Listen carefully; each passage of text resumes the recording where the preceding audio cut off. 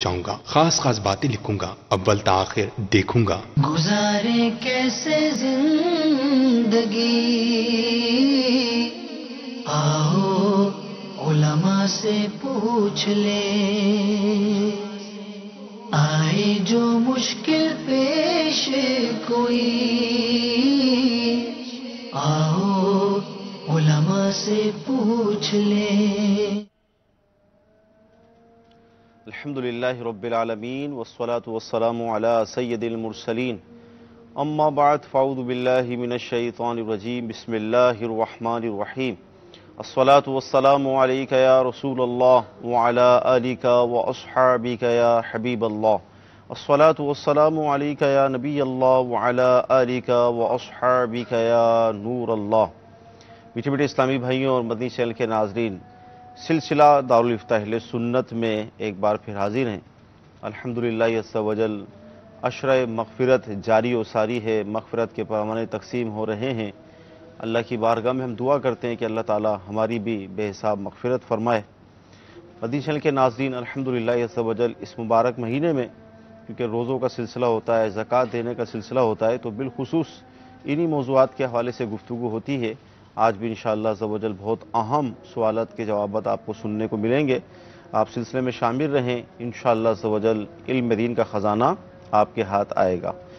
इब्तिदान दुरूद पाक की फ़जीलत किताब फैज़ान रमज़ान से कि फरमान मुस्तफ़ा सल्लल्लाहु तआला अलैहि वसल्लम है, जिसने मुझ पर सुबह शाम 10-10 मरतबा दुरूद पाक पढ़ा, उसे क़यामत के दिन मेरी शफ़ाअत मिलेगी। सल्लू अलल हबीब सल्लल्लाहु तआला अला मुहम्मद सल्लल्लाहु अलैहि वसल्लम। मदनी चैनल के नाज़रीन, इंशाअल्लाह अज़्ज़ा वजल आपकी video calls, audio calls, SMS शामिल सिलसिला करते हैं और आज भी करेंगे। आइए सिलसिले को कॉल से हम आगे बढ़ाते हैं।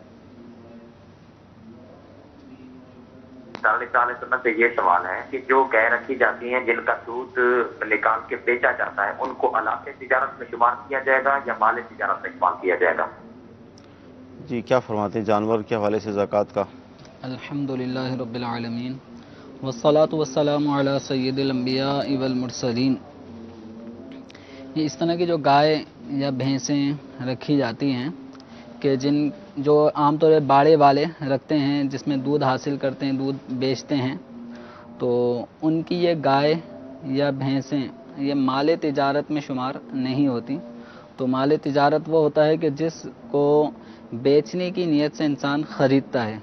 तो चूँकि गाय या भैंसों को इस वजह से नहीं ख़रीदा जाता कि इनका कारोबार किया जाएगा और इन भैंसों को आगे फ़रोख्त करके नफ़ा हासिल किया जाएगा, तो ये अपने बाड़े में दूध हासिल करने के लिए इनको ख़रीदते हैं। तो ये जो गाय या भैंसें हैं ये माल तिजारत नहीं होती, तो इनके ऊपर ज़कात लाजिम नहीं है।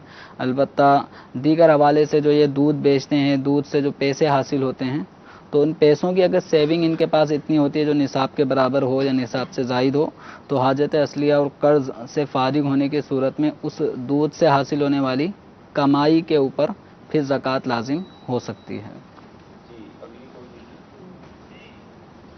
शहजादपुर से बात कर रहा हूँ। रोजे की हालत में इनहेलर इस्तेमाल कर सकते हैं अस्थमा पेशेंट? रोज़े की हालत में इनहेलर का इस्तेमाल? इनहेलर एक पंप है जिसको रोज़े की हालत में जिसको सांस उखड़ रही होती है, सांस कम आ रही होती है, तो वो अपनी सांस की बहाली के लिए एक पंप मुंह में लगाता है और पंप के ज़रिए केमिकल के अज्जा वो उसके हलक में उतरते हैं और हलक से फिर वो नीचे उतरते हैं। तो इस सूरत में रोज़ा टूट जाएगा। अलबत्ता एक इनहेलर क्रीम ट्यूब टाइप की आती है, जो वो काम जो पंप के ज़रिए होता है वो क्रीम के ज़रिए भी होता है। तो नाक पे थोड़ा सा वो ट्यूब हल्की सी लगा ली जाती है, विक्स, इनहेलर विक्स। तो अगर कोई इनहेलर विक्स नाक पे या पेशानी पे लगा लेता है कि जिसके ज़रिए से जो स्मेल है उसकी वो नाक के ज़रिए फेफड़ों वगैरह तक पहुंचकर सांस की बहाली का सबब बनती है, तो इससे रोज़ा नहीं टूटेगा। कि यहाँ स्मेल जा रही है, खुशबू या बू उसकी वो नाक के ज़रिए अंदर जाती है, कोई केमिकल के अज्जा اس طرح کا کوئی لکوڈ نہیں جا رہا ہوتا، صحیح، جبکہ جو انہیلر پمپ ہوتا ہے اس کے ذریعے سے لکوڈ کے باریک باریک جو اجزاء ہیں وہ حلق میں اترتے ہیں، اس سے روزہ ٹوٹے گا۔ انہیلر وکس سونگھنے سے یا بسا اوقات ناک بند ہوتی ہے نزلہ زکام کے باعث، تو اس صورت میں ایک چھوٹی سی ایک پائپ ٹائپ کا ہوتا ہے جو ناک پہ لگاتے ہیں اور سانس لیتے ہیں، تو اس سے بھی کوئی چیز خارجی اعتبار سے کوئی اجزاء حلق تک نہیں پہنچتے، جی، صرف وہ ایک اسمیل، ایک خوشبو جو اس کے اندر ٹیوب یا کوئی بھی چیز لگی ہوئی ہوتی ہے اس کی پہنچتی ہے، تو اس سے روزہ نہیں ٹوٹے گا۔ صحیح۔ مدنی چینل کے ناظرین یاد رکھیے کہ روزے کے وہ احکام، یعنی روزہ فرض ہے تو اس کے احکام سیکھنا بھی فرض ہیں، تو وہ افعال، وہ اعمال کی جس سے روزہ ٹوٹ جاتا ہے یہ سیکھنا بھی فرض ہے۔ تو الحمدللہ عز و جل مدنی چینل کا یہ سلسلہ ہمارا اس حوالے سے بہت رہنمائی کرتا ہے۔ اب ظاہر لوگوں کو کنفیوژن ہوتی ہے، پریشانی ہوتی ہے مختلف عوامل کے حوالے سے، کیا اس سے روزہ ٹوٹ جائے گا؟ تو الحمدللہ عز و جل اس سلسلے میں کافی حد تک کوشش کی جاتی ہے کہ ان ساری باتوں کو شامل کر لیا جائے۔ جی، مزید کالس۔ میرے پاس تقریباً 18 لاکھ روپے ہیں، میں 18 لاکھ کا کاروبار کر رہا ہوں۔ زکوٰۃ کے حوالے سے پوچھنا تھا، آیا کہ مجھے زکوٰۃ میرے اوپر فرض ہے نہیں ہے؟ اس کے علاوہ میرے پاس میری پراپرٹی ہے، مطلب ایک زمین ہے کاشت والی 1.5 ایکڑ، وہ بھی میں کاشت کرتا ہوں، تو مجھے پر زکوٰۃ کس طرح واجب ہوگی، کیا کرنا ہوگا؟ چلے یہ ایک فگر تو ان کو پتا ہے کہ 18 لاکھ روپے ہیں، کاروبار کر رہے ہیں، کیونکہ بعض اوقات یہ بھی اندازہ نہیں ہوتا کہ رقم ہے کتنی۔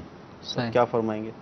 دیکھیں 18 لاکھ روپے جیسے ان کا یہ ممکن ہے مال تجارت کے طور پہ ہو، کاروبار میں لگا ہوا ہو، تو 18 لاکھ روپے پر ان کی زکوٰۃ لازم ہوگی۔ ٹھیک ہے، اس میں سے اگر یہ دوران سال جو ان کے اوپر قرضہ ہے تو وہ قرض کی رقم 18 لاکھ میں سے مائنس کر سکتے ہیں، جو ضرورت اور حاجت کی جتنا مال ہو اس کو بھی مائنس کیا جا سکتا ہے۔ صحیح، تو حاجت اصلیہ سے زائد اور قرض وغیرہ کی ادائیگی سے بچ کر جو 18 لاکھ میں سے رقم بچتی ہے اس کے اوپر ان کو 40واں حصہ 2.5% زکوٰۃ ادا کرنی ہوگی، اور 1 لاکھ روپے میں 2.5% یعنی 2,500 روپے زکوٰۃ لازم ہوتی ہے۔ صحیح، ان کے سوال کا ایک دوسرا جز بھی تھا کہ ان کی ایک زمین بھی ہے جس میں یہ کاشت کرتے ہیں، تو جو بھی آدمی کاشت کرتا ہے پیداوار جو اس سے حاصل ہوتی ہے تو صحیح، اس پیداوار کا عشر یا نصف عشر لازم ہوتا ہے۔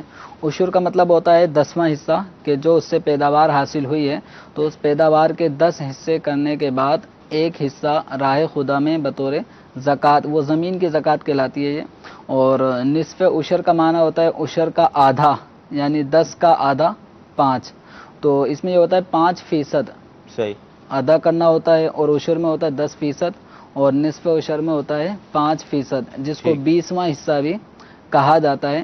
تو اب اس میں عشر کب لازم ہوگا اور نصف عشر کب لازم ہوگا، تو اس کی کچھ تفصیل یہ ہے کہ اگر نہر کے ذریعے سے، دریا کے ذریعے سے یا بارش کے برسات کے پانی سے زمین سیراب ہوتی ہے پورا سال یا اکثر سال کا حصہ، یہ نہر، دریا اور بارش کا پانی، یہ اس سے ان کی پیداوار حاصل ہوتی ہے انہیں، تو ان کو عشر دینا ہوگا، یعنی اپنی کل پیداوار کا 10واں حصہ 10% یہ حصہ نکالنا ہوگا۔ ٹھیک ہے، اور نصف عشر یہ اس وقت ہوتا ہے جیسے ٹیوب ویل کے ذریعے سے صحیح، یا پانی جو ہے وہ موٹر کے ذریعے کھینچ کر اس طرح کنویں سے اگر یہ پانی اپنے کھیت میں پہنچاتے ہیں، ٹیوب ویل کے ذریعے پہنچاتے ہیں، تو اس صورت میں ان پہ نصف عشر لازم ہوگا پیداوار کا، ٹھیک، یعنی 20واں حصہ یہ ادا کریں گے، جس کو 5% بھی کہا جاتا ہے۔ ٹھیک۔ مدنی چینل کے ناظرین زکوٰۃ کے حوالے سے بھی آپ سن رہے ہیں کہ جو فصلیں لگائی جاتی ہیں اس پر زکوٰۃ کی صورت کیا بنتی ہے اور دیگر اموال پر کیا بنتی ہے، الحمدللہ اس کا بیان بھی جاری ہے۔ کچھ SMS شامل سلسلہ کریں گے۔ 1 لاکھ روپے ہے، 1 تولہ سونا ہے اور 2.5 تولہ چاندی ہے، تو اب زکوٰۃ کی صورت کیا ہوگی؟ دیکھیں یہ سب ملا کے جی، 2 تولہ سونا یا 1 تولہ سونا ہے اور کچھ پیسے ہیں، کچھ جی، چاندی ہے، اور بظاہر دیکھیں تو ان کے سوال میں ایسا لگتا ہے کہ کوئی بھی رقم نصاب کی مقدار کو اکیلے نہیں پہنچ رہی، صحیح، نہ پیسے اتنے ہیں، نہ چاندی اتنی ہے، نہ لاکھ روپے، سونا۔ 1 لاکھ روپے ہیں، ہاں، تو 1 لاکھ روپے تو جو یہ نصاب سے اوپر پہنچ جاتے ہیں، تو صحیح، اس صورت میں 1 لاکھ روپے چاندی کا ریٹ لگا لیں، سونا جو ان کے پاس موجود ہے اس کا ریٹ لگا لیں، ان سب کا ریٹ لگانے کے بعد پھر اب یہ دیکھیں کہ دوران سال ان پہ کچھ قرضہ تھا یا نہیں، اگر نہیں تھا تو جو ان کا ٹوٹل مالیت بنے گی اس کا یہ 2.5% زکوٰۃ ادا کریں گے ٹھیک۔ سال پورا ہونے کی صورت میں۔ اچھا، اسی طرح ارشاد فرمائیں کہ اسلامی بہن ہے، منہ میں جو تھوک آتا ہے تو اس کو یہ نگل لیتی ہیں، تو کسی نے ان سے یہ کہا کہ اس کو مطلب اگر آپ نگل لیں گی تو اس سے روزے پہ اثر پڑے گا، تو اس حوالے سے کیا فرمائیں گے کہ روزہ دیکھیں ٹوٹے گا نہیں؟ منہ کے اندر لعاب جمع ہو جاتا ہے جس کو تھوک بھی کہا جاتا ہے، تو یہ لیکوڈ پی لینے سے روزہ نہیں ٹوٹے گا، ٹھیک ہے، اور اس کو بعض لوگ تھوکتے رہتے ہیں، ٹوٹتے رہتے ہیں، اب وہ منہ خشک ہو جاتا ہے، پھر منہ میں ایک فطری طور پہ قدرتی طور پہ دوبارہ نمی جمع ہو جاتی ہے، صحیح اب پھر وہ اس کو تھوک دیتے ہیں، خشک کر لیتے ہیں، پھر جمع ہو جاتے ہیں، تو یہ اسی کام میں لگے رہتے ہیں۔ صحیح، تو روزے کے اندر منہ میں جو رطوبت تھوک کی صورت میں جمع ہو جاتی ہے اس کو نگل لینے سے روزہ نہیں ٹوٹتا، ٹھیک ہے۔ تو اس کو بار بار تھوکتے رہنا بھی اچھا نہیں ہے۔ اچھا، یہ ارشاد فرمائیں کہ اگر کوئی شخص چوتھی رکعت کے اندر جماعت میں شامل ہوا تو اب وہ نماز کس طرح پڑھے گا؟ چوتھی رکعت میں جو کوئی شامل ہوتا ہے تو وہ گویا امام کے ساتھ اس نے ایک رکعت پڑھی ہے، جی، اور وہ ایک رکعت وہ پڑھی ہے جس میں امام کے اوپر سورہ فاتحہ یا سورت کا پڑھنا واجب نہیں ہوتا، جس کو سمجھنے کے لیے خالی رکعت بھی کہہ دیا جاتا ہے۔ تو اب جب یہ پڑھے گا تو اس کو اپنی پچھلی 3 جو چھوٹی ہوئی رکعتیں ہیں ان کو ادا کرنا ہے، اور ان کی ادائیگی کا طریقہ یہ ہے کہ پہلی اور دوسری رکعت بھی اس کی چھوٹی ہے اور تیسری بھی چھوٹی ہے، جی، پہلی اور دوسری رکعت میں سورہ فاتحہ کے بعد سورت بھی ملائی جاتی ہے۔ صحیح، تو اب یہ امام کے سلام پھیرنے کے بعد کھڑا ہوگا، صحیح، کھڑا ہونے کے بعد جو انداز پہلی رکعت ادا کرنے کا ہوتا ہے صحیح، کہ انسان سبحانک اللہم سے نماز کو شروع کرتا ہے، صحیح، تو یہ امام کے سلام پھیرنے کے بعد جب کھڑا ہوگا تو ثنا پڑھے گا، صحیح، اعوذ باللہ پڑھے گا، بسم اللہ پڑھے گا، پھر سورہ فاتحہ پڑھے گا، پھر سورت پڑھے گا، پھر رکوع سجود کر کے صحیح، اب اس کو کھڑا ہونا چاہیے۔ عام طور پہ تو یہ ہوتا ہے صحیح، ایک رکعت کے بعد کھڑے ہوتے ہیں، صحیح، لیکن اس کی یہ 2 رکعتیں ہو گئی ہیں، صحیح، ایک امام کے ساتھ ہے اور ایک اس نے ابھی پڑھ لی ہے، تو 2 رکعتیں جب کمپلیٹ ہو جائیں تو اس صورت میں بیٹھنے کا حکم ہے۔ صحیح، تو یہ بیٹھے گا، قعدہ اولا جس کو کہتے ہیں وہ قعدہ کرے گا، التحیات پڑھ کے پھر کھڑا ہو جائے گا۔ تو اس نے ابھی تک اپنی چھوٹی ہوئی رکعتوں میں سے صرف پہلی رکعت ادا کی ہے، اب یہ جب التحیات کے بعد کھڑا ہو جائے گا تو اب سورہ فاتحہ پڑھے گا، سورت بھی ملائے گا، اس کے بعد پھر رکوع سجود میں جائے گا۔ تو اب تعداد کے اعتبار سے اس کی یہ ہو گئی 3 رکعتیں، اور 3 رکعتوں پہ بیٹھتے نہیں ہیں، تو اس لیے تیسری رکعت کے رکوع سجود کرنے کے بعد یہ کھڑا ہو جائے گا، اور اس کے بعد 1 رکعت اور پڑھے گا، اور اس رکعت کے اندر سورہ فاتحہ پڑھے، سورت ملانا لازم نہیں ہے، صحیح، تو یہ ملا بھی لے تو اس میں حرج بھی نہیں ہے۔ تو اب اس طرح سے یہ اپنی چوتھی رکعت بھی کمپلیٹ کرے گا، تحیات، درود شریف، دعا پڑھ کے نماز مکمل کرے گا۔ اچھا، اس کو ہم یہ کہہ سکتے ہیں کہ تعداد کے لحاظ سے وہ پھر قعدہ کرے گا، ہاں، اس میں یہ ہے کہ اور تلاوت کے لحاظ سے وہ اس میں اس کو 2 چیزوں کا لحاظ رکھنا پڑے گا، صحیح، ایک اپنی تعداد کا صحیح، کہ اس کی تعداد کے حساب سے کتنی رکعتیں ہو گئیں، صحیح، تو التحیات پڑھنے کا تعلق ہے تعداد کے لحاظ سے، جہاں ہے۔ 2 رکعتوں کا مرحلہ آئے گا وہاں جی، اس کو بیٹھنا ہوگا، جی، اور قراءت کا جہاں تک معاملہ ہے تو اس حساب سے اس کو اپنی پہلی اور دوسری وہ کاؤنٹنگ وہ رکھنی ہے کہ صحیح، پہلی رکعت چھوٹی تھی وہ ادا کی ہے، دوسری رکعت چھوٹی تھی وہ ادا کی ہے، تو قراءت کے حساب سے یہ پہلی دوسری اس ترتیب کو ملحوظ رکھے گا۔ اچھا، یہ ارشاد فرمائیں کہ چھوٹے بچوں کو جو روزے رکھوائے جاتے ہیں، 8-10 سال کے جو بچے ہوتے ہیں، تو کیا ان کے روزے کا ثواب، اس کو ایصال ثواب اپنے نانا دادا کو کر سکتے ہیں؟ چھوٹے بچے جو نماز پڑھتے ہیں، جی، تلاوت کرتے ہیں، روزہ رکھتے ہیں، حتیٰ کہ حج یا عمرہ جو بھی ان میں عقل بوجھ ہوتی ہے، سمجھ بوجھ اس کے مطابق کر رہے ہوتے ہیں، اور یہ صحیح طور پہ اس کو جب ادا کر لیتے ہیں تو ان کا وہ عمل وہ اجر و ثواب کا باعث بنتا ہے، اس عمل کو یہ ایصال ثواب بھی کر سکتے ہیں، صحیح، جو اس عمل کا ثواب ہوگا یہ اپنے مرحومین رشتہ داروں کو بھی پہنچا سکتے ہیں، کہ اس دینے کے اندر بچوں کا نقصان نہیں ہے۔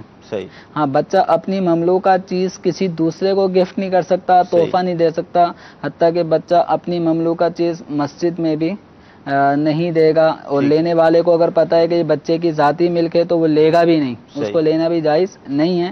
تو چونکہ یہاں دینے میں بظاہر کمی آ رہی ہے، صحیح، لیکن ایصال ثواب ایک ایسا معاملہ ہے کہ اس میں اگر ہم کسی کو ثواب پہنچاتے ہیں تو ثواب پہنچانے والے کے پاس سے وہ خرچ نہیں ہوتا، ٹھیک، کم نہیں ہوتا، اگلے شخص کو اتنا ثواب پہنچ جاتا ہے جتنا آپ کو اس نیک عمل پہ ثواب پہنچ رہا ہوتا ہے، مل رہا ہوتا ہے، تو اس لیے بچے اپنے اس نیک عمل کا ثواب بھی پہنچا سکتے ہیں۔ صحیح جی، مزید کالس دیجیے۔ میرا نام غلام محی الدین اتاری ہے، میں مرکز الاولیاء لاہور سے بول رہا ہوں۔ میرا آپ سے سوال ہے کہ اگر روزہ رکھا ہو تو طبیعت بہت خراب ہو رہی ہے تو روزہ اگر توڑ لیا جائے تو گناہ تو نہیں ملے گا؟ روزہ توڑ لیا جائے، دیکھیں اب اس میں روزہ طبیعت خراب ہونے کا جہاں تک معاملہ ہے تو بس اوقات معمولی سی تکلیف کو بھی طبیعت خراب ہونا کہا جا سکتا ہے، صحیح، تو معمولی سی تکلیف یہ روزہ توڑنے کا عذر نہیں بنتی۔ ٹھیک، انتہا درجے کی کوئی ایسی تکلیف ہو جائے کہ اگر وہ تکلیف کے وقت دوا نہ لی جائے فوری صحیح، طور پہ تو مرض بڑھ رہا ہے، یعنی صحیح، اگر روزہ باقی رکھا جائے گا تو مرض بڑھ جائے گا، صحیح، شدت اختیار کر جائے گا، تو اس صورت میں روزہ توڑنے کی گنجائش ہوگی، لیکن ہر طبیعت کے خراب ہونے کو، معمولی سی طبیعت بگڑنے کو جس میں آدمی تھوڑا صبر کر کے سنبھل سکتا ہے، بعد میں صحیح بھی ہو جائے گی، صحیح، تو معمولی سی جو تکلیف ہیں ان تکالیف کو عذر روزہ توڑنے کا قرار نہیں دے سکتے۔ تو جس کے ساتھ ایسی کنڈیشن ہو جائے، اللہ نہ کرے، تو دارالفتہ اہل سنت کے نمبرز موجود ہیں، فون نمبر، اس پہ کال کر سکتے ہیں، اور اسی طریقے سے شہر میں مستند مفتی سنی علماء بھی موجود ہوتے ہیں، ان کی شرعی رہنمائی بھی لی جا سکتی ہے، تو میل کے ذریعے بھی شرعی رہنمائی لی جا سکتی ہے، واٹس ایپ کے ذریعے بھی سہولت ہے الحمدللہ۔ تو جس کے ساتھ ایسی کوئی کیفیت موجود ہو تو جو شرعی رہنمائی کے ذرائع ہیں ان کو اختیار کرے، اور اینی ٹائم جو بھی صورت بنتی ہے شرعی رہنمائی کی تو صحیح شرعی رہنمائی حاصل ہونے کی صورت میں اس کے مطابق عمل کرے۔ مدی چل کے ناظرین، عموماً ایسا ہوتا ہے کہ جب آدمی بیمار ہوتا ہے تو ڈاکٹرز کی طرف سے ہدایت ہوتی ہے کہ آپ روزہ نہ رکھیں، تو بعض ہمارے ایسے اسلامی بھائی بھی ہوتے ہیں کہ جو فقط ڈاکٹرز کے کہنے پر وہ روزہ چھوڑ دیتے ہیں۔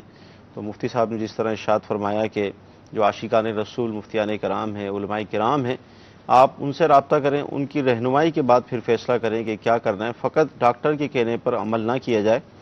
ایک ایس ایم ایس اس حوالے سے بھی آیا ہے کہ میں بیمار ہوں، اندر زخم ہے، جسم کے اندرونی حصے میں زخم ہو گیا ہے، اور ڈاکٹر نے روزہ نہ رکھنے کا فرمایا ہے، لیکن میں ڈر رہا ہوں، اور بلکہ یہ اسلامی بہن ہے، یہ ڈر رہی ہیں کہ کوئی گناہ نہ مل جائے، تو اس حوالے سے کیا فرمائیں گے؟ دیکھیں اب اس کیفیت کو دیکھ لیں کہ اگر ان کی ٹریٹمنٹ جاری ہے اور وہ جو دوا ہے اس دوا کے ذریعے وہ صحیح ہو رہی ہیں، اور روزہ رکھنے کے باعث دوا نہیں پہنچے گی، زخم ہے تو وہ زخم بگڑ سکتا ہے، جی، اور بگڑ رہا ہے اگر اس کو برابر پراپر طریقے سے دوا کا استعمال نہ کریں، صحیح، تو کچھ صورت یہاں بن سکتی ہے کہ روزہ نہ رکھیں، صحیح، تو اللہ تعالیٰ ان کو شفا عطا فرمائے، صحیح، صحت یابی عطا فرمائے۔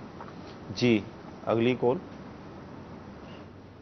میرا نام انوار ہے، اور میرا مفتی صاحب سے یہ سوال ہے کہ اگر میرا روزہ ہے تو اگر مجھے ٹیکہ وغیرہ انجیکشن لگتا ہے تو کیا اس سے روزہ ٹوٹ جائے گا؟ اچھا، ایس ایم ایس بھی ہے ڈرپ وغیرہ کے حوالے سے، تو دونوں کو شامل کر لیں۔ تو ڈرپ یا انجیکشن، یہ ڈرپ تو نسوں میں رگوں میں ہی لگتی جی، ہے، اور انجیکشن گوشت میں بھی لگتے ہیں اور نسوں میں بھی لگتے ہیں، تو انجیکشن دونوں طرح کے اور ڈرپ جو رگوں میں لگتی ہے ان کے لگانے سے روزہ نہیں ٹوٹتا۔ صحیح، البتہ بعض لوگ یہ روزہ جب ان کو محسوس ہو رہا ہوتا ہے، بھوک کی کیفیت ہوتی ہے، تو بعض لوگ اس کیفیت کو ختم کرنے کے لیے تاکہ کمزوری جو ہو رہی ہے روزے کی وجہ سے، تو اس روزے کی کمزوری کو دور کرنے کے لیے طاقت کے انجیکشن لگاتے ہیں۔ کوئی مرض نہیں ہوتا، کوئی تکلیف نہیں ہوتی، تو صرف طاقت حاصل کرنے کے لیے انجیکشن لگاتے ہیں، تو یہ عمل مکروہ ہے۔ صحیح، ورنہ اگر کوئی بیماری ہے اور اس کے باعث انجیکشن یا ڈرپ کی ضرورت پڑتی ہے تو اس سے روزہ نہیں ٹوٹے گا۔ جی، اگلی کال۔ میرا مفتی صاحب سے سوال ہے کہ وضو کے درمیان جب مسا کرتے ہیں تو ہاتھ چومنا کیسا ہے؟ ہاں، یہ ہوتا ہے کہ لوگ چوم کے پھر وہ کرتے ہیں۔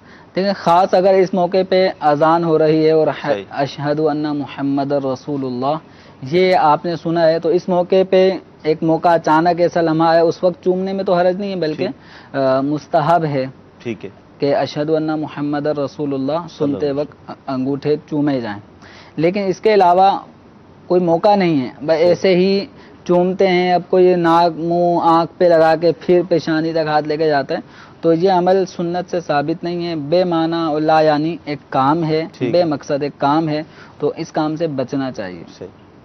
بہت سارے اعمال جو ہے نا وہ دیکھا دیکھی چل رہے ہیں، جی کہ وہ ہمارے بڑے کرتے ہوئے آ رہے تھے، تو اس طرح کیا فرمائیں گے؟ کیا مطلب دیکھیں اس میں بہت سارے معاملات ایسے ہیں کہ جن میں جو علم حاصل ہوتا رہتا ہے نا تو کنفیوژن دور ہوتی ہے کہ اچھا اب پتہ چلا کہ ہم تو یہ کرتے تھے، غلط کرتے تھے.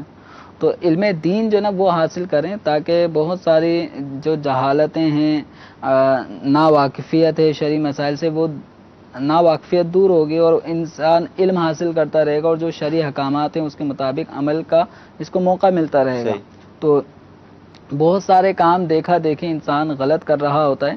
جیسے اس کی ایک مثال ایک اور لے لیں وضو ہی کی، کہ ہاتھ دھونے کا جب مرحلہ آتا ہے باقاعدہ ہاتھ نل کے نیچے لے کے جاتے بھی ہیں اور اچھی طرح پانی بہانے کے بعد پھر یہ یہ کرتے، تو یہ چلو دونوں ہاتھوں میں 3 مرتبہ بہاتے ہیں. اب اس کی حاجت کیا ہے؟ صحیح. جب آپ نے ہاتھ دھونے کا موقع تھا اور آپ نے اس کو اچھی طرح نل کے نیچے لے گئے، 3 مرتبہ آپ نے ہاتھوں کو کونیوں سمیت دھو لیا ہے، تو اب ہاتھوں پہ پانی بہانے کی اب کوئی وجہ نہیں ہے. صحیح. تو اسی طرح یہ بھی ہے کہ جب سر کا مسح کرتے ہیں، سر کا مسح کرنے کے بعد بھی یہ انگلیوں میں اب خلال کر رہے ہوتے ہیں. صحیح. تو انگلیوں میں خلال کا موقع ہے جب ہاتھ دھونے کا موقع آتا ہے نا اس وقت انگلیوں میں خلال کریں تاکہ انگلیوں کے ان درمیانی حصوں میں پانی پہنچے جائے. اب جب آپ نے ہاتھ بھی دھو لیے، مسح کر لیا، مسح کرنے کے بعد پھر یہ بعض لوگ یہ کرتے ہیں. صحیح. تو اب اس سے کیا پانی پہنچے گا؟ تو یہ موقع خلال کا نہیں ہے، خلال کا موقع انگلیوں کے درمیان ہاتھ دھونے کے وقت ہے. ٹھیک. جی مزید کال. عشاء کی نماز میں 3 وتر پڑھتے ہیں، 3 وتر کی آخری رکعت میں الحمد شریف پڑھ کر اور کوئی سورت پڑھتے ہیں، ڈائریکٹ رکوع میں چلے جاتے ہیں بنا دعائے قنوت پڑھے، تو کیا ایسے میں نماز ہو جاتی ہے؟ جی کیا ایسے میں اگر کوئی دعائے قنوت پڑھنا بھول جاتا ہے اور رکوع میں چلا گیا تو اس کو واپسی نہیں آنا. یہ رکوع سے آگے اپنی نماز کو جاری رکھے اور سجدہ سہو کر لیں. سجدہ سہو کرنے سے اس کی نماز ادا ہو جائے گی. البتہ جانتے بوجھتے اگر کوئی دعائے قنوت نہیں پڑھتا اور یوں رکوع میں چلے جاتا ہے جانتے بوجھتے، صحیح، تو اب یہ اس نے واجب چھوڑا ہے جان بوجھ کر، اور جان بوجھ کے جو واجب چھوڑا جاتا ہے اس میں سجدہ سہو بھی کفایت نہیں کرتا. اب اس وتر کو دوبارہ پڑھنے ہوں گے. صحیح. اور اگر بھولے سے چھوٹ گیا تو آخر میں سجدہ سہو کرنے سے نماز درست ہو جائے گی. اچھا یہ بھی ارشاد فرمائیں کہ جو وتر کی تکبیر قنوت ہے، جو تکبیر پڑھی جاتی ہے، تو کیا اس کو اتنی آواز سے پڑھنا ضروری ہے کہ ہم خود اپنے کانوں سے سن لیں؟ بالکل. وتر کے اندر جو تیسری رکعت میں دعائے قنوت پڑھی جاتی ہے تو دعائے قنوت سے پہلے جو تکبیر ہوتی ہے اللہ اکبر، ہاتھ اس میں اٹھائے جاتے ہیں، تو ہاتھ کانوں تک اٹھانا یہ سنت ہے اور اللہ اکبر کا لفظ کہنا واجب ہے. ٹھیک. تو جب یہ واجب ہے تو اس کی ادائیگی بھی اتنی آواز سے ضروری ہے کہ اپنے کانوں تک آواز پہنچے. اگر منہ بند کر کے اندر ہی دل میں اللہ اکبر کا تصور کر لیا کہنے کا تو اس سے واجب ادا نہیں ہوگا. صحیح. اور یہ واجب ادا نہ ہونے کی جو وجہ ہے وہ جانتے بوجھتے ہوگی، عادت ہی اس کی چپ لگا کے نماز پڑھنے کی اگر ہوگی تو اس صورت میں واجب چھوٹے گا. اور امام صاحب کے پیچھے بھی چونکہ اب اس وقت ماہ رمضان المبارک میں تراویح کی نماز الحمدللہ باجماعت پڑھی جاتی ہے اور اس کے بعد پھر امام صاحب وتر کی نماز بھی ادا کرتے ہیں جماعت کے ساتھ. یہ بھی رمضان المبارک میں وتر کو جماعت سے پڑھنا مستحب ہے. تو اس موقع پر امام صاحب جب اللہ اکبر کہیں گے تکبیر قنوت تیسری رکعت میں قنوت کے لیے تو وہ مقتدیوں کو بھی کہنا واجب ہے. صحیح. امام صاحب بھی کہہ رہے ہوتے ہیں، وہ تو بلند آواز سے کہہ رہے ہیں، ہمیں لیڈ کر رہے ہوتے ہیں، ہمیں لے کے چل رہے ہوتے ہیں، تو مقتدیوں پر بھی واجب ہے کہ وہ تکبیر قنوت ادا کریں، لیکن یہ اتنی آواز سے ادا کریں گے کہ اپنے کانوں تک آواز پہنچے.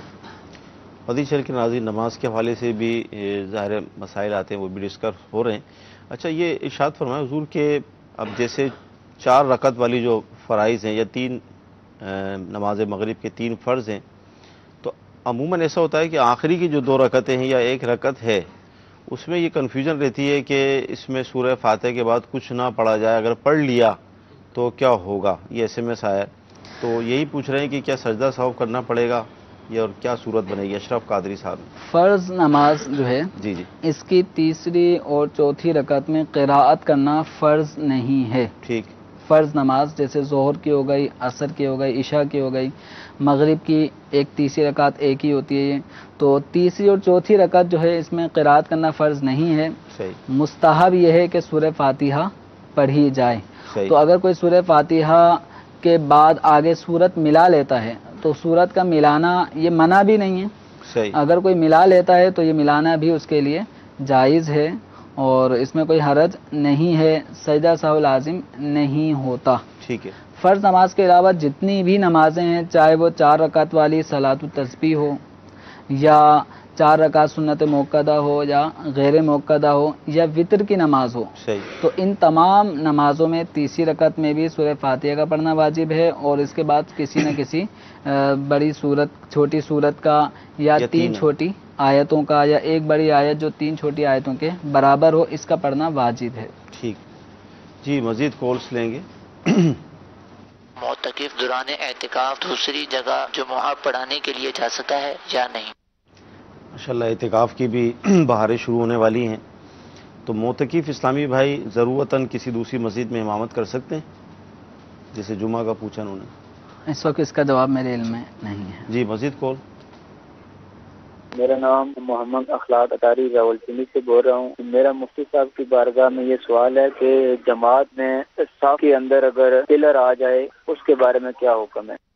پلرز جو آ جاتے ہیں درمیان میں, بس اوقات اس طرح مساجد کے درمیان صفوں کے درمیان پلر ہوتے ہیں اور اس کے درمیان نمازی کھڑے ہو جاتے ہیں, پھر پلر کے اس طرف بھی نمازی کھڑے ہوتے ہیں, ادھر بھی نمازی کھڑے ہوتے ہیں.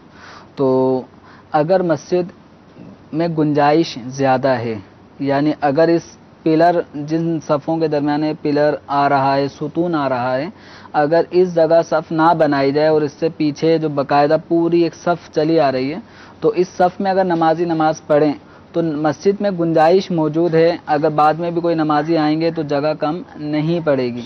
تو اس صورت میں جب گنجائش مسجد میں موجود ہے تو اب ستون درمیان میں جب آئیں گے تو ستون آنے کی وجہ سے نمازی ایک دوسرے سے متصل کھڑے نہیں ہوں گے. صحیح.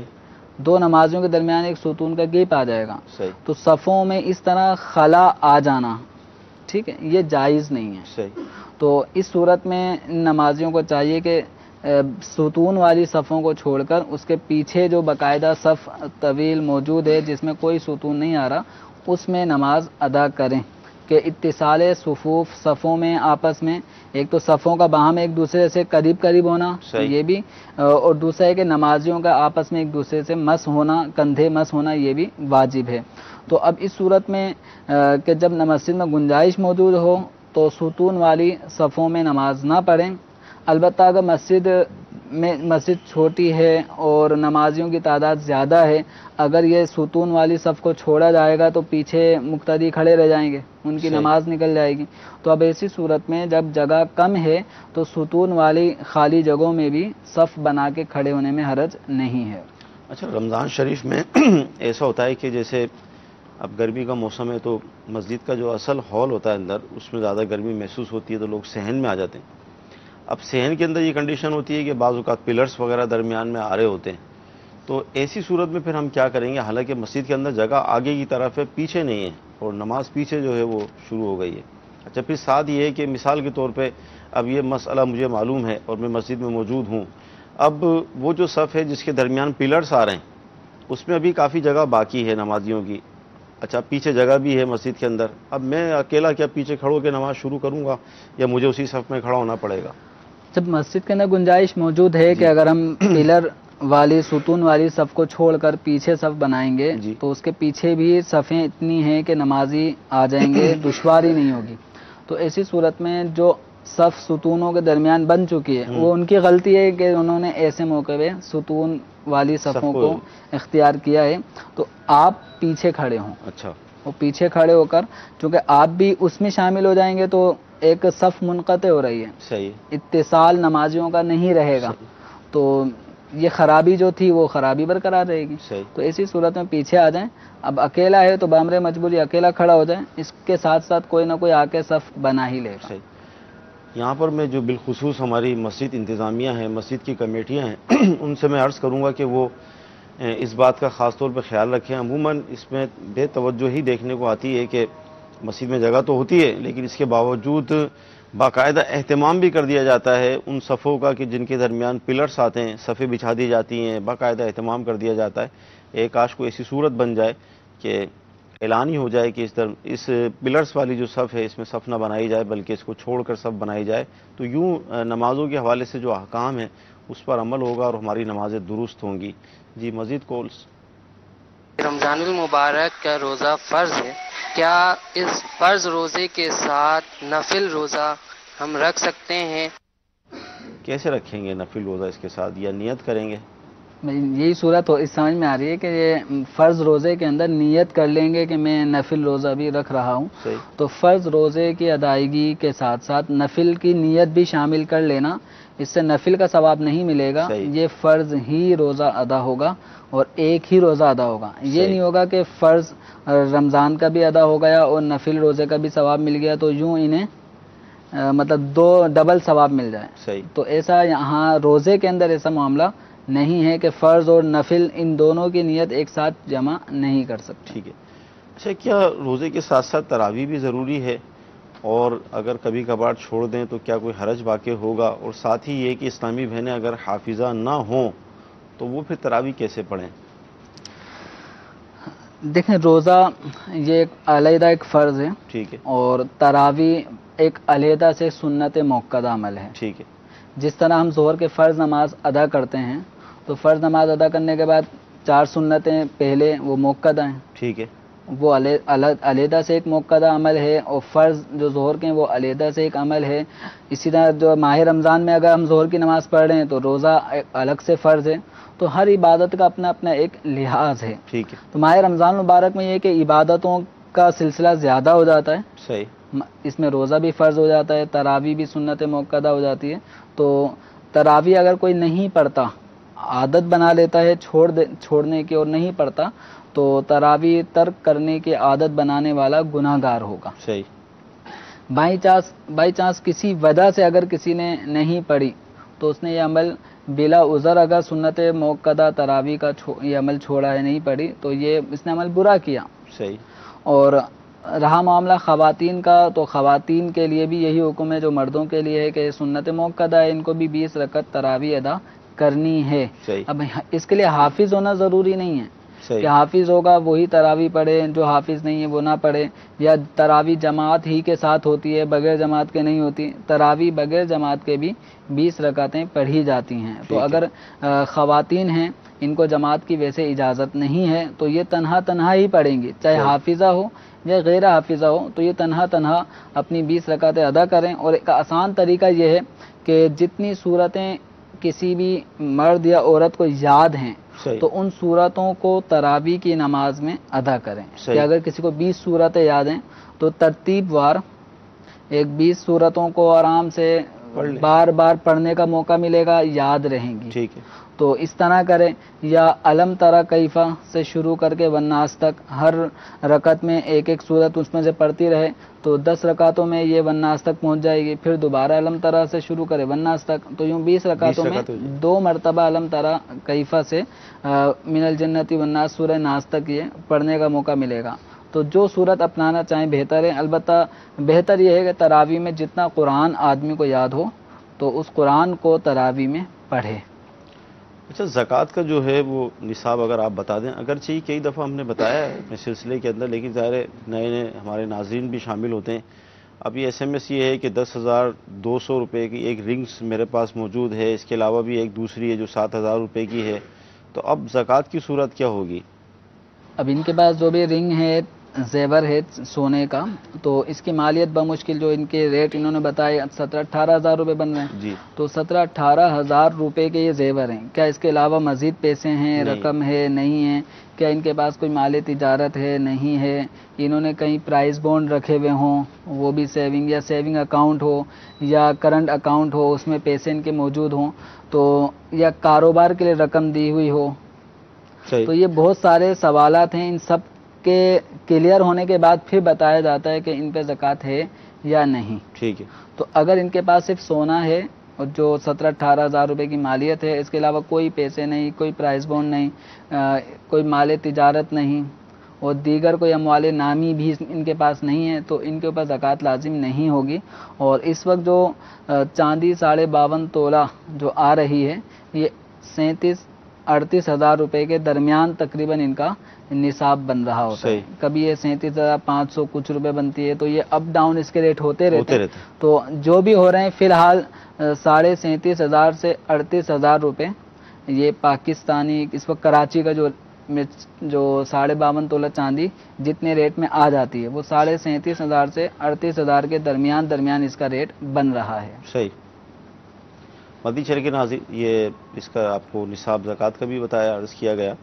مزید انشاءاللہ تعالی زکوٰۃ کے حوالے سے اور سوال شامل سلسلہ کریں گے. آئیے مزید کالس کو ہم لیتے ہیں. میرا مفتی صاحب سے سوال یہ ہے کہ اگر ایک پانی بالٹی جو ہے وہ غیر مستعمل ہے, اگر اس میں جو ہے وہ مستعمل پانی ملا دیا جائے اور پانی جو ہے وہ بہہ جائے تو کیا وہ پانی جو ہے نا وہ پاک کرنے والا ہو جائے گا؟ مستعمل پانی کو کس طرح قابل استعمال مستعمل پانی جیسے انہوں نے مثال دی کہ ایک بالٹی میں پانی مستعمل ہے, یعنی بے وضو آدمی کا بغیر دھلا ہاتھ وہ اس پانی میں چلا گیا تو وہ مستعمل ہو گیا. مستعمل ہونے سے ناپاک نہیں ہوا, وہ وضو یا غسل کے لائق نہ رہا. اب اس پانی کو دوبارہ سے قابل استعمال بنانے کا ایک طریقہ یہ ہے کہ آپ اس میں نل کھول دیں اور نل سے پانی جو اس میں آتا رہے گا, اور اس کے بعد جب بالٹی سے اوپر بہنے شروع ہو جائے گا, بالٹی بھر کے جو پانی بہنا شروع ہوا تو یہ پانی مائع جاری بن گیا, بہتا ہوا پانی. تو بہتا ہوا پانی اب جب بن گیا تو اب جو مستعمل ہونے کا حکم تھا وہ ختم ہو گیا. اب یہ بالٹی میں جو پانی ہے نل بند کر دیں. اب جو پانی بالٹی میں رہ گیا وہ قابل استعمال ہو گیا. ایک طریقہ تو نل کھول کے, دوسرا طریقہ اگر نل کی سہولت نہیں ہے, بالٹی یا گیلن میں کسی بڑے کین میں ان کے پاس پانی موجود ہے تو اس کا پانی اس بالٹی کے پانی میں انڈیلنا شروع کر دیں. جب اس میں پانی بھرتے بھرتے بھرتے چھلکنا شروع ہو جائے گا, بہنا شروع ہو جائے گا, تو اس کا بھی وہی حکم کہ یہ بھی پانی وضو غسل کے قابل استعمال ہو جائے گا. صحیح. یعنی ہم یہ بھی بتا سکتے ہیں کہ جو مستعمل پانی ہے اس کی جو مقدار ہے اگر اس سے زیادہ مقدار ملا دی جائے تو یہ اس صورت میں ہے کہ جیسے مثال کے طور پہ آدھی بالٹی سے کم مستعمل تھا, تو اب اگر ہم نے اس بالٹی کو فل بھر دیا تو یہ ہو گیا, تو یہ چونکہ مستعمل پانی کم اور غیر مستعمل پانی زیادہ ہو گیا. 5 کلو پانی اگر مستعمل تھا ہم نے اس میں 5.5 کلو پانی ڈال دیا. ٹھیک ہے. تو غیر مستعمل پانی جب زیادہ مقدار میں مستعمل میں شامل ہو جاتا ہے, مل جاتا ہے, تو مستعمل پانی پھر وہ قابل استعمال بن جاتا ہے. سجدہ صاحب جو ہو جاتا ہے تو اس کا طریقہ کیا ہے, کس طرح کیا جائے سجدہ صاحب؟ سجدہ صاحب واجب اگر نماز کی حالت میں کوئی واجب بھولے سے چھوٹ جائے تو سجدہ صاحب لازم ہوتا ہے, اور اس کی ادائیگی کا طریقہ فقہ حنفی کے مطابق یہ ہے کہ آپ قاعدہ اخیرہ ہوگا, آخری رکعت میں جب اتحیات میں بیٹھتے ہیں تو اتحیات پڑھنے کے بعد ایک طرف سلام پھیریں گے السلام علیکم ورحمۃ اللہ, اس کے بعد پھر 2 سجدے کریں گے. ٹھیک ہے. اور ہر سجدے میں جو سجدے کی تسبیح پڑھی جاتی ہے 3 3 5 7 جتنی مرتبہ پڑھنا چاہیں وہ تسبیح پڑھی جائے گی, 2 سجدے کیے جائیں گے. اس کے بعد پھر آپ دوبارہ اتحیات میں بیٹھ گئے, اتحیات پڑھیں گے, درود شریف پڑھیں گے, دعا پڑھیں گے, اور پھر دائیں اور بائیں دونوں طرف سلام پھیریں گے. نماز کمپلیٹ ہو جائے گی. جی مزید کالس. نے اپنی 34 سال 35 سال اس طرح نماز ادا کی کہ جو سنت موقدہ ہے اس میں جو ہے اس نے خالی پڑھا نماز, تو کیا اسے اپنی بری نماز واپس سے دہرانی پڑے گی؟ برائے کرم رہنمائی فرما دیں. سوال تو بہت لمحہ فکری ہے ان لوگوں کے لیے جو شرعی مسائل نہیں سیکھتے اور نماز پڑھ رہے ہوتے ہیں. جی. تو اب جیسے ان کا جو سوال تھا, اس سوال میں جو سنت غیر موقدہ, اس میں موقدہ بھی شامل کر لیں, تو سنت موقدہ ہو یا غیر موقدہ, تیسری اور چوتھی رکعت میں بھی سورہ فاتحہ کے بعد سورت کا ملانا واجب ہے. اب یہ واجب کوئی نہیں ادا کر رہا, تو اس کو ہم یہ نہیں کہیں گے کہ یہ واجب بھولے سے ادا نہیں کر رہا, اس کو یعنی واجب کی ادائیگی بھول گیا, اس کو بھولنا نہیں کہیں گے. اس کو یہی کہیں گے کہ انہوں نے یہ جو واجب ادا نہیں کیا یہ جانتے بوجھتے ادا نہیں کیا. اب یہ جانتے بوجھتے ادا نہ کرنے کی وجہ یہ ہے کہ ان کو پتہ ہی نہیں کہ واجب ہے, اب یہ نہیں ہے, لا علمی جو ہے لا علمی, تو لا علمی یہاں پہ پائی جا رہی ہے.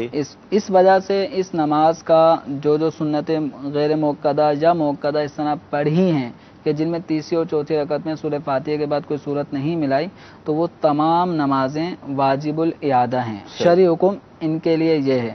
اب اس کا ایک اندازہ لگا لیں کہ سنت غیر مؤکدہ کتنی پڑھی ہوں گی اس طرح کی، تو ممکن ہے کبھی صورتیں پڑھی ہوں گی کبھی نہیں پڑھی ہوں گی، تو ایک آئیڈیا لگا لیں اور ان نمازوں کا اعادہ وقتاً فوقتاً ٹائم نکال کے ادا کرنا شروع کر دیں۔ صحیح۔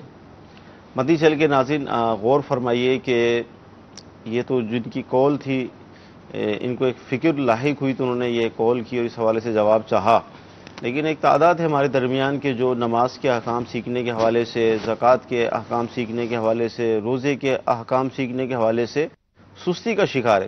حالانکہ اللہ تعالیٰ کی رحمت ہے کہ دعوت اسلامی کا مدنی ماحول ہمیں میسر ہے، سکھانے والے موجود ہیں، مدنی چینل کے سلسلوں کے ذریعے، مدنی قافلوں کے ذریعے دیگر ایسی صورتیں بنتی ہیں کہ الحمدللہ عز و جل سکھایا جا رہا ہے، لیکن ہم یہ دیکھتے ہیں کہ ایک تعداد ہے کہ جو ابھی بھی اتنا کچھ ہونے کے باوجود سیکھنے کے لیے تیار نہیں ہیں۔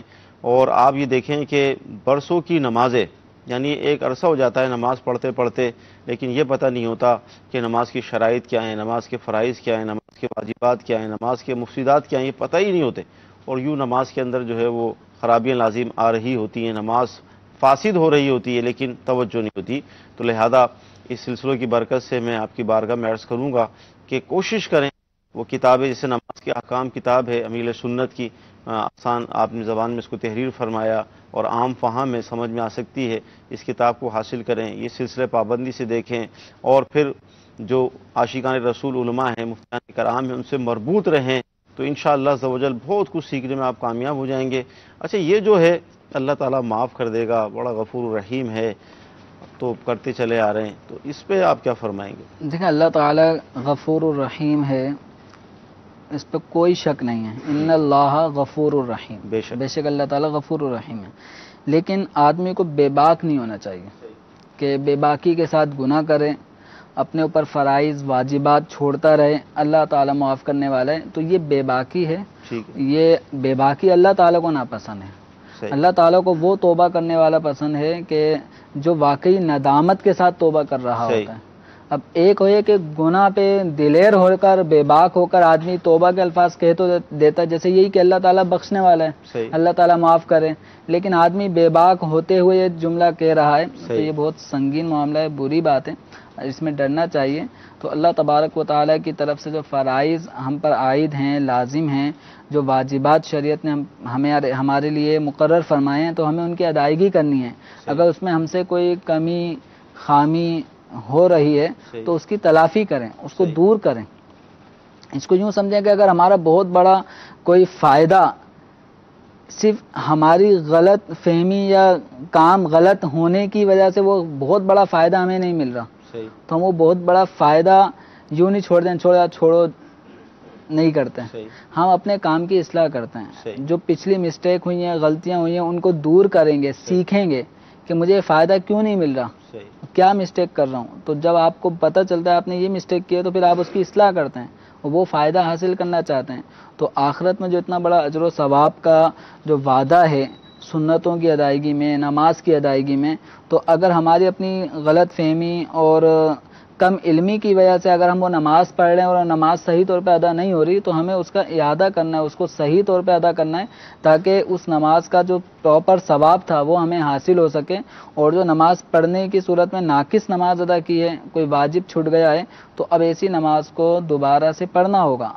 اگر سجدہ سہو واجب ہونے کی صورت تھی تو سجدہ سہو سے تلافی ہو جائے گی، لیکن جہاں سجدہ سہو بھی کام نہ کرے تو اب اس نماز کا پھر دوبارہ سے اعادہ کیا جاتا ہے کہ یہ نماز اللہ تعالیٰ کی بارگاہ میں گویا ہم نے پیش کی ہے اور ناقص پیش کی ہے، تو ناقص چیز اللہ تعالیٰ کی بارگاہ میں مقام قبولیت کیسے پائے گی؟ تو اس کو کمپلیٹ کرنا ہے، جو نقص ہے وہ نقص دور کرنا ہے، اور نقص دور اس طرح ہو جائے گا کہ اس نماز کو دوبارہ سے ہم پڑھیں گے، اس کا اعادہ کریں گے، اچھے انداز میں کریں گے، تو انشاءاللہ یہ ایک نفس پہ گرا تو گزر رہا ہے، یا سنتیں پڑھی پھر دوبارہ پڑھوں، تو جو عمل جتنا میزان دنیا میں مشقت والا ہوگا، نفس پہ گرا ہوگا، تو اجر و ثواب اس کا بڑھ جاتا ہے۔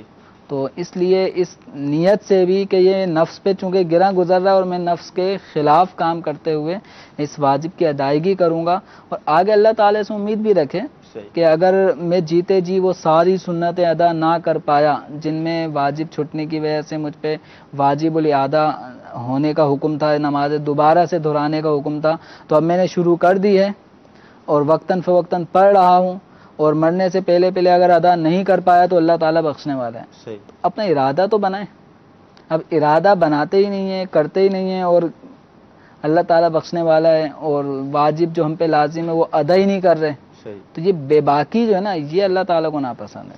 مدنی چینل کے ناظرین، بہت پیاری بات مفتی صاحب نے ارشاد فرمائی اپنے دوران کلام کہ ہم کوئی چیز پیش کرتے ہیں، یعنی اللہ تعالیٰ کو ایک چیز ہم پیش کر رہے ہیں، تو اگر اس کو دنیاوی مثال سے سمجھا جائے کہ دنیاوی طور پر اگر کوئی بڑا آدمی ہو، کوئی اہل منصب ہو، اور ہم اس کو کوئی چیز دیں، کوئی پیش کریں، تو ہمارا انداز کیا ہوگا، ہماری اس کی تیاری کیا ہوگی، اس چیز کو ہم کس انداز میں پیک کر کے کس انداز میں پیش کریں گے، اس کا کتنا اہتمام کریں گے، یہ مثال صرف سمجھانے کے لیے عرض کی جا رہی ہے۔ اب نماز جو ہے وہ اللہ تعالیٰ کے لیے ہم پڑھتے ہیں، اللہ کی بارگاہ میں پیش کرتے ہیں، اس میں ہمارا اہتمام کتنا ہوتا ہے، اس کی ہماری تیاری کتنی ہوتی ہے، اس پر بھی غور فرما لیں۔ یہ دیکھا جاتا ہے کہ فجر کی نماز میں بعض لوگ جو رات کے کپڑے ہوتے ہیں وہی پہن کے چلے آتے ہیں، اسی طرح کام کاج کرنے والا وہ میکینک ہے، موٹر سائیکل ہے اور اس طرح کا کام کرتا ہے تو وہ اسی کپڑوں میں مسجد کے اندر چلا آ رہا ہے، یعنی اللہ کی بارگاہ میں حاضری ہے، مسجد ہے، اور اسی طرح لوگ مطلب یہ کہ یعنی ہمیں تو یہاں تک کہا گیا کہ منہ کے اندر اگر بو ہے تو مسجد میں آنے سے منع کیا گیا تاکہ نمازیوں کو، فرشتوں کو تکلیف نہ ہو، اور آپ یہ غور فرمائیں کہ کپڑے بھی گندے ہو رہے ہیں، بو آ رہی ہے اور اللہ کی بارگاہ میں حاضری ہے، تو ایسی نماز اب کتنی اس حالت میں کہ ہم کسی تقریب میں جائیں گے، کسی گھر میں جائیں گے نہیں، لیکن نماز کو شاید وہ کہنا نہیں چاہیے، اتنا ہلکا لے لیتے ہیں کہ کوئی مسئلہ نہیں ہے، اللہ تعالیٰ کا بالکل جیسے بعض مساجد میں آپ نے جیسے مثال کہی نا کہ وہ لباس اس طرح کا کام کاج کا لباس، کام کاج کا لباس کے ساتھ ساتھ بسا اوقات وہ ایک شلوار ہے اس کے اوپر شرٹ پہن لی، اب شلوار اور شرٹ آپس میں میچ نہیں ہے، جوڑ نہیں ہے، جوڑ نہیں، پینٹ شرٹ کا ایک باقاعدہ ایک جوڑ ہے، یہ پہنی جاتی ہے، شلوار کے ساتھ قمیص کا جوڑ ہے، اب شلوار کے ساتھ یہ ٹی شرٹ پہن کے، اب وہ بظاہر آدمی عجیب سا ہی لگ رہا ہوتا ہے، اور سلوار کی بھی جو کیفیت ہوتی ہے وہ سلوٹیں وہ عجیب سی، مطلب دیکھنے میں وہ آدمی اچھے لباس والا نہیں لگتا، ایسی بھی دعوت میں جائے گا نہیں جائے گا، کبھی نہیں آئے گا، لیکن اللہ تعالیٰ کے دربار میں بڑی جلدی آ جائے گا، نماز پڑھ اس کو کہا جائے بھائی میری نماز ہو جاتی ہے کوئی مسئلہ نہیں، تو آپ کی نماز ہو جاتی ہے لیکن نماز میں وہ خوبی نہیں آ رہی جو ہونی چاہیے۔ مدنی چینل کے ناظرین، یہ باتیں اس لیے بھی عرض کی جاتی ہیں کہ ہمیں چوٹ لگے اور ہمارا ذہن بنے، سلسلہ ہوا، بہت کچھ سیکھنے کو ملا، اللہ تعالیٰ کی بارگاہ میں دعا کرتے ہیں کہ اللہ تعالیٰ آج کا ہمارا سلسلہ اپنی بارگاہ میں قبول فرمائے، جو سنا ہے جو سیکھا ہے اس پر عمل کرنے کی توفیق عطا فرمائے۔ کل پھر انشاءاللہ حاضر ہوں گے، صلو علی الحبیب صلی اللہ تعالی علی محمد۔ کیسے زندگی